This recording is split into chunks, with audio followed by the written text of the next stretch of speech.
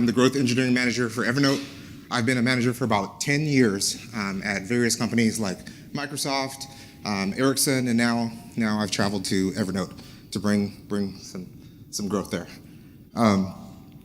By a show of hands, how many of you guys have stepped into a company on your first day and everything was changed from the day you interviewed or decided to transition to the team? Like, this has happened to me so many times in my 10 years that I've been traveling to teams. And it's been little simple stuff like I got to the team and I didn't even have a desk, or I got to the team and I didn't have a manager, or I've got to the team and I didn't have a team or an organization. So it's been very, very scary. But what I really want to talk to you guys about is how to stay calm in these times, and give you guys some structured ideas and some plans on how to navigate this area. So you don't have to take any notes. I see a lot of laptops, right? And I'm the growth engineering manager at Evernote, and I'm going to make sure that there is a link to sign up for Evernote. So all of you guys can be new users, and I can have some more activations. The very first thing I want you guys to do is to stay calm. Stay calm in these times. Everybody talks about this, but like you guys heard, your team will follow the pattern. So if you guys are very nervous, like I am right now, your team will exhibit those kind of qualities, right? So the one thing I want you to walk away with today is that your first 90 days is very crucial to having success over the long journey that you're going to have with this team. And I'm going to give you kind of 3 steps over the course of 90 days. And it may be shorter than 90 days, it may be longer than 90 days. But I just want you guys to have a rhythm that you guys can know and have some checkpoints that you can have. So the first one is start surveying the landscape. The second one is start to drive alignment. And the third one is execute on the plan. So let's dig into the landscape. Here is a plan with a lot of words. And of course, it's all about becoming the first plan in the first 30 days. But you have a gift a lot of times when you transition to a new teams. It's called this empty calendar. Nobody's scheduled meetings and nobody even knows who you are, right? So you can just start going into meetings and sitting in the corner, and you can start having one-on-ones with your direct reports and your peers. This will give you an advantage because it's the gift of honest, uncut feedback, because you get to see how these people act and behave. It's almost like being in a zoo. But then you want to dive out and start diving deep into having real conversations about what this world looks like. And when you have these conversations, you want to start having a structured way. So bring some common questions that you have. Here's a couple that I usually talk about. I say, can you explain to me the mission? Very important. How are the other members on the team? What's it like to work in this team? And what frustrates you the most? You may add or shrink to that list, but have a plan when you go in there so that you can have some consistency and get some direct feedback from folks. And then you're going to want to have a one-on-one with your manager. And you're going to want to ask your manager something like this. What does success look like for me? And what does success look like for this team? And how do you measure that? They might ask you, yeah, that's your job now. But it's okay. You need to get their perspective. You also want to ask her, who are the other stakeholders that I should talk to when I have one-on-ones with? Because you want to make sure that you can start trimming the areas of blind spots that you have, because you won't get every perspective you have from one-on-one and peers. All of these meetings will take a while. That's why I'm giving you guys about 30 days to get this perspective out. It will help you find the landscape and then start directing you to what priorities that you have. You should start to begin to write down some thoughts. Here's a template that I'm going to give you in Evernote.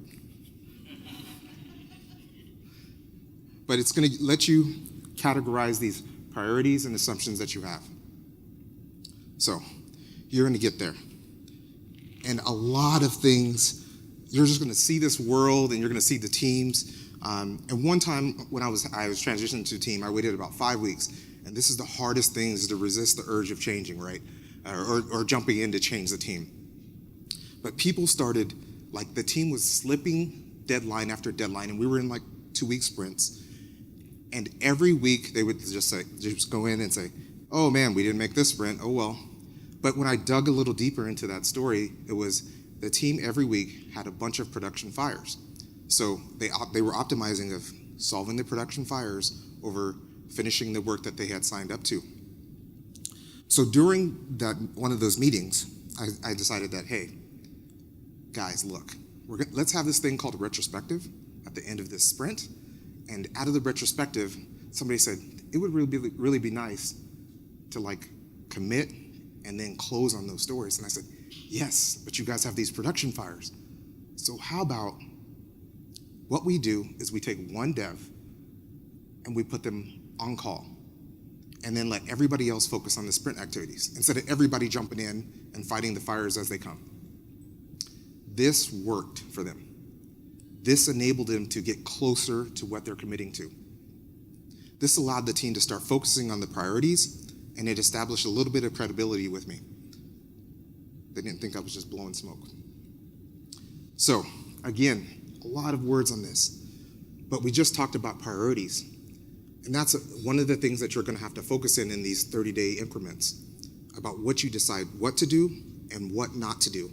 And often the stuff that you help people decide what not to do is the most important. An example is a lot of people on a lot of teams that I've transitioned to have tasks that they were just given to, especially during this transition period. Somebody will say hey, wouldn't it be nice if you take this? And they're like, they don't have a manager to look up to and say, I don't want this, so they take it. That's one thing you can do to start helping your team drive. It's not a major shift, but it's something that you can do to help them focus. Again, it's about the resources. And when I say resources, it's all encompassing to me. It's about the people that you have, the tech debt, the technology. It's all contributes to the friction points and leads you to some conclusions and hypotheses. Sorry, I'm gonna drink this whole bottle by the time we're done. But at this point in the process, you have a lot of data. And so people are gonna be telling you a lot of things, and you're gonna have a lot of influences. But you're gonna need to start digging a little bit deeper, tug at those strings a little bit to make sure that you have a good foundation for your hypothesis so you can understand why. Along with the technical debt, think about how you're calibrating the people that are on your team. And figure out how you're gonna measure them and also the goals that the mission that you have. I had this happen where I thought I had all of the resources, I understood the technical debt, and then I went and talked to the people again after the first 6 to 7 weeks, and I figured out half of the resources were likely to abandon, right? In this case, I kind of broke each one up into an individual story. I said the first person, I'll call her the wanderer. Every day they would come and say, I think I want to go on that team over there or this team over there because I've been on this team for so long. And so we had to have conversations over a series of one-on-ones that helped me understand that they actually had just been on the team and they've been maintaining the ship. So what we did was we built a transition plan. One that would help me enable to move the mission forward because we were under an extreme pressure and deadline. The second one was to give them the freedom to go to the other team so they still wanted to work hard while we were there. Another person on that team didn't believe in the mission, and they actually didn't even believe in the company, so I knew they were gonna trip. So I had a choice. Since this is half of the team and I'm having to hire as fast as possible too, we just had the conversation. I looked at it because this person was very, very technical and could be very helpful in moving some boulders on the project. I just said, hey, if you want to leave, I'm very supportive of that. At some point, the return on investment though was like, if you want to leave, let's talk about it in our one-on-ones. In every one-on-one, we talked about that. But it also allowed me to keep this person for over an extra quarter, and we were able to successfully move that project. And he helped coach up some of the new people that we had. The other person on the team, she was super frustrated on the project. She knew that we were under extreme deadlines and circumstances, and she just couldn't understand why we weren't moving forward. What I ended up doing after talking to her, peers, and some of the other stakeholders on the project, this person was frustrated because they cared so deeply about the company that they just wanted to move faster, and they wanted everybody to work as hard as they were working. So what I ended up doing is promoting her to be the tech lead of the project. That empowered her to make a lot more decisions, and she helped me coach and build a culture for that team, and we ended up shipping that project. So keep double checking with your team and make sure you understand the pulse of the team, and make sure that you're reaffirming the mission during this. The manager review. So you're in this process. You've still got to continue to understand where your manager is at and how successful, to gauge how fast you need to gain momentum and be successful in the project. So you want to confirm the priorities for it there. And I mean all the time. Every one-on-one, if it's once a week, twice a week, reconfirm, because things change, landscapes change. Discuss the landscape with her and what hypotheses have you made. Discuss your team members, the resources, and how you're calibrating them. And walk away with an agreement that you will have and a timetable that you will talk to them. That if you're going to make some changes, when you're going to apply these changes. Now let's get a little bit more data. This is what you're going to do in the second phase of the project. You're going to look at priorities, goals, milestones, but you're going to focus on driving these outputs. The other thing you want to do is make sure that you start getting buy-in. It's just not like a code review where you can take some feedback and punt some feedback. Well, actually, it is a little bit like a code review that you can punt some feedback.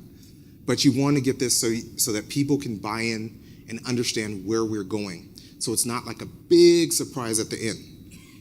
And test your assumption with peers, especially the ones that are key stakeholders, like your product owners and product managers. Make sure that you have as few blind spots as possible. So during this last checkpoint with your manager, you're going to change from your hypothesis to discuss solutions. You're going to discuss your plan and action, and then you're going to tell them, in the next phase of this project, in the next 30 days, or whatever time you agree on, we're going to accomplish this task, and here are the outcomes. And reconfirm with her the priorities. Now that you have buy-off, you're ready for this last phase. The hard work is over, you've done all of your homework, and you've reconfirmed your conclusion with not only your peers, but your stakeholders. So it's time to have a good night's sleep, because we're ready to win. We're on to the final climb. You know what the world looks like now. You took some time, you sat back, you surveyed the landscape, you talked to everyone. Now your calendar looks crazy. The landscape, so you understand what you've surveyed the landscape, and you determine what priorities that you need to take action. And most importantly, you confirm with your manager what success looks like. So now it's time to start executing your plan. What do? You talk some more. You go talk to the humans now that you're about to affect their change. Why? Because they are the people that are going to be the biggest coaches in helping you change the plan. If you get buy-in to these cohort, these stakeholders, and the key peers like your tech leads, they will be messengers for you, and it's a very, very powerful gift. And make sure that they're actually bought in and that they feel like they're part of the plan. It's an early win, and everybody wants to win. You should be tired of winning.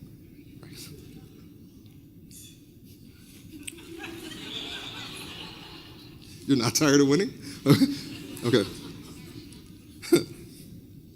So, what you're doing here is you're building trust along the way with these early wins. It's a snowball effect, right?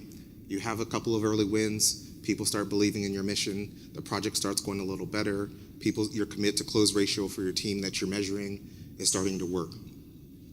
But you're getting people in on this early and showing them and letting them know the direction and letting them know where the process is going.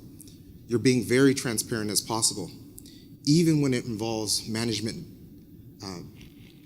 tough management decisions that involve personnel, and having a clear message and showing them why it's beneficial.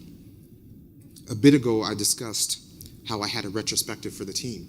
The reason why I included a retrospective early is so that I could show them in their language why I was making these changes. That was very, very powerful for them. They then understood why we were making these changes, and I could look back and say, hey, in week 3 when we had this discussion, you guys were talking about XYZ. And they're like, oh, yeah. Okay, I can follow that path. But you don't have to implement everything in that plan. And although some of them may initially be resistant to what you're saying, if you show them that line of thought throughout, they will begin to follow your plan. So, what do? You're in the final phase. You've already talked to everybody. You've disseminated this plan. You're going to go get some more feedback, right? Because your plan is not going to be perfect. You're going to iterate on this plan as you're going. You're going to reconfirm with your manager and make sure that your priorities are still correct. The key here is to always be open to feedback. This is a gift. And continue to place metrics around what success looks like and measure it. And then continue to execute on this. Dave L., in 2015 in Calibrate, showed this very chart. It's really about what you should be doing on a day-to-day basis about the people, the project, and the process. Some advice that I would have also is that during this time in engineering manager, it's about being a servant to your team. Mecca, an engineering manager at Google, always said, like, every day I go to work and I try my best to earn the right to be my team's manager, and I think that encapsulates being a servant. You have to listen and resist the urge to jump in and do what got you there. Leading a team is a little bit different than writing code. People are more complex than algorithms. So there's no right answer for every person. And get somebody outside your organization, outside your management chain that you trust to give you feedback, because that is a gift that keeps on giving. Here is the plan that you guys executed over the course of 90 days. Remember, the first 90 days is crucial. Keep calm, survey the landscape, and execute on this plan, and get the early wins, and you'll be successful. Here's a couple of tips and bibliography that I have where I can always read. The Bible's the best one. Thanks, everyone.